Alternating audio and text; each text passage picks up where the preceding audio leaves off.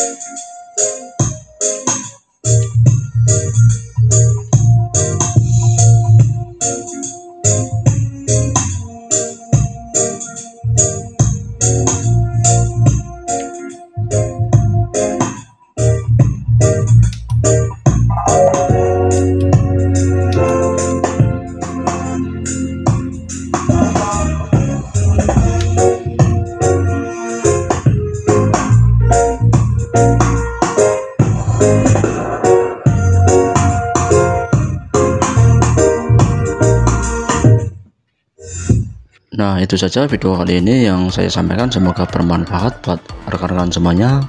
Terima kasih yang sudah menyimak sampai akhir. Mohon maaf jika ada salah kata atau salah penyampaian, saya minta maaf sebesar-besarnya. Jangan lupa like, komen, dan subscribe. Barangkali video ini bermanfaat, silahkan di share ke teman-teman Anda. Saya akhiri, assalamualaikum warahmatullahi wabarakatuh.